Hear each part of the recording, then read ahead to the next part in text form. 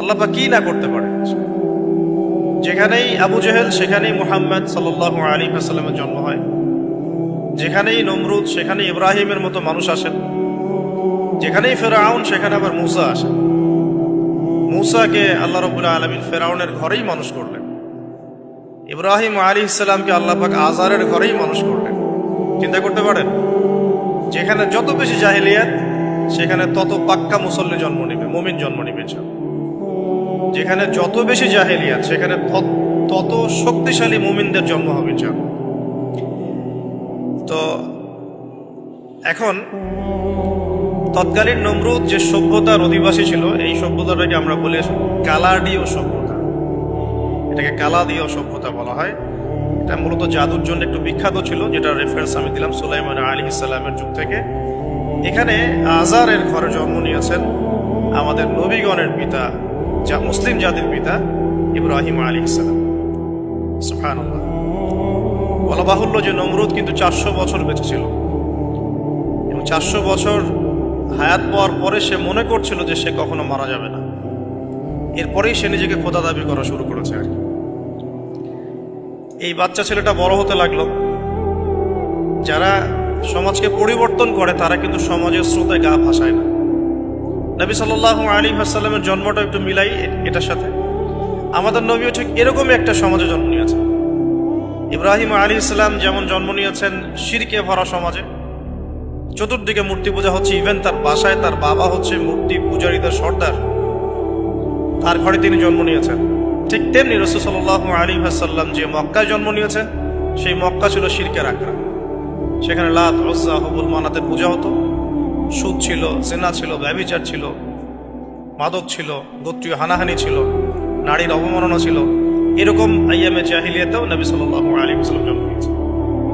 নবী সাল্লাল্লাহু আলাইহি ওয়াসাল্লাম ইব্রাহিম আলাইহিস সালাম দুজনের চেহারাও একরকম ছিল, দুজনের চেহারার গঠনটাও একরকম ছিল, দেহের গঠনও একরকম ছিল। মেরাজের রাতে নবী সাল্লাল্লাহু আলাইহি ওয়াসাল্লাম দেখে এসেছিলেন ইনি কে, যাকে দেখতে হুবহু আমার মতো লাগছে। জিবরাইল আলাইহিস সালাম বলেছেন ইনি আপনার পিতা ইব্রাহিম আলাইহিস সালাম। সুবহানাল্লাহ। ঠিক তেমনি আমরা খেয়াল করে দেখি যে জীবনের যে চড়াই উতরাই, পারিবারিক জীবন, সামাজিক জীবন, হিজরতের জীবন, দিন প্রতিষ্ঠা ইত্যাদি, প্রত্যেকটা ডিপার্টমেন্টে ইব্রাহিম আলাইহিস সালাম আর মুহাম্মদ সাল্লাল্লাহু আলাইহি ওয়াসাল্লামের মধ্যে একটা চরম মিল আছে। এটা আমরা আস্তে আস্তে এই গল্পের ভিতরে গেলে বুঝতে পারবো। আর এই কারণেই হয়তোবা আল্লাহ ভালো জানেন, এই কারণেই হয়তোবা আমরা যখন তাশাহুদের পর দরুদ পড়ি, আমরা দরুদের মধ্যে অন্য নবীর নাম নিচ্ছি না, আমরা মুহাম্মদ সাল্লাল্লাহু আলাইহি ওয়াসাল্লামের সাথে ইব্রাহিম আলাইহিস সালামের নাম নিচ্ছি। হতে পারে এটা একটা কারণ, আল্লাহ ভালো জানেন। এখন এরকম পরিবেশে বড় হতে লাগলেন ইব্রাহিম আলাইহিস সালাম। আমি একটু আগে বলেছি যারা সমাজকে পরিবর্তন করে তারা কখনো সমাজের জাহিলিয়াতের স্রোতে গা ভাসায় না। মুহাম্মদ সাল্লাল্লাহু আলাইহি ওয়াসাল্লাম সমাজ পরিবর্তন করেছেন আইয়ামে জাহিলিয়াতকে মাত্র 23 বছরের ব্যবধানে, কিন্তু তিনি কিন্তু জাহিলিয়াতের সাথে গা ভাসান নাই। তিনি কখনো সুদ খান নাই, তিনি কখনো মূর্তি পূজা করেন নাই, তিনি কখনো কোনো অন্যায় গুনাহ করেন নাই, তিনি কখনো মাদকদ্রব্যের কাছেও যান নাই, কিন্তু সমাজটা ছিল এগুলোতে নিমজ্জিত। ঠিক ইব্রাহিম আলাইহিস সালামের ক্ষেত্রেও সেম। তিনি একজন প্রধান পুরোহিতের ঘরে জন্ম নিয়েও কখনো মূর্তির ধার কাছে যান নাই। বরং একটু যখন বড় হচ্ছেন, একটু বড় বলতে ম্যাচিউরড, আমাদের টিকটক প্রজন্মের মতো না, এরা 20-30 বছর হয়ে গেল ম্যাচিউরড হয় না, বুদ্ধি প্রতিবন্ধী, বিকলাঙ্গ। ইভেন ইদানিং আমাদের মেয়েরা ছেলে হচ্ছে, আমাদের নারীরা এখন পুরুষত্ব দেখাচ্ছে, আমরা পুরুষেরা ফেসবুকে একটা স্ট্যাটাস দিয়ে ক্ষান্ত হয়ে থাকি।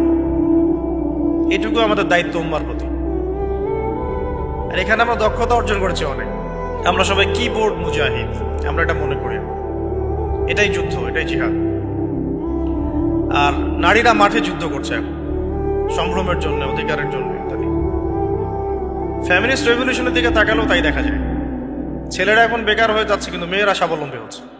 তারা দিনদার নয়, এই মেয়েগুলো দিনদার নয়, কিন্তু জীবনে প্রতিষ্ঠিত হওয়ার জন্য লড়ছে, চ্যালেঞ্জ গ্রহণ করেছে। এটা ছেলেদের উচিত ছিল।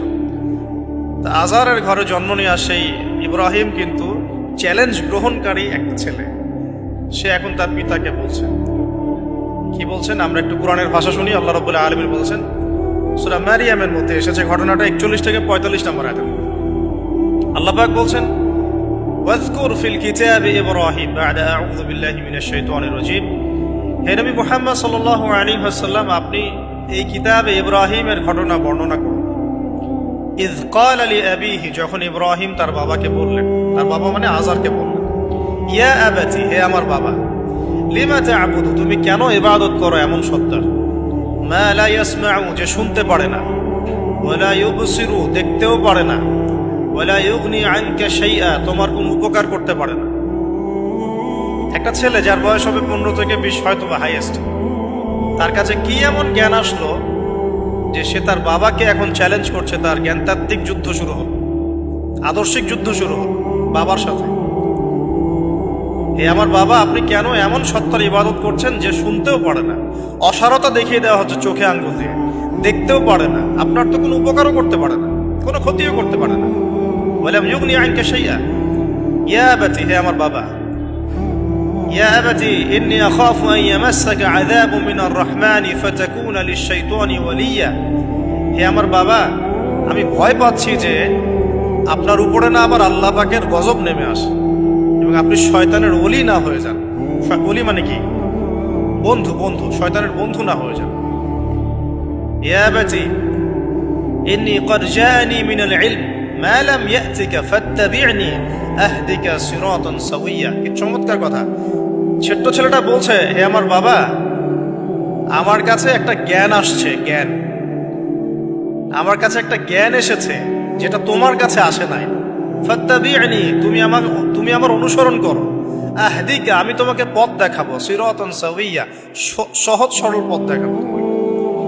সন্তান বাবাকে নসিহত করছে। দেখো, সন্তান বলছে, আমার কাছে এমন জ্ঞান এসেছে বাবা যেটা তোমার কাছে আসে নাই, তুমি আমাকে ফলো করো, আমার অনুসরণ করো, আমি তোমাকে পথ দেখাবো। Ego problem, ego. আজকেও যখন কম বয়সী কোনো মানুষ বেশি বয়সের কাউকে দাওয়াত দিতে যাবে, এরকম প্রবলেম ফেস করতে হবে।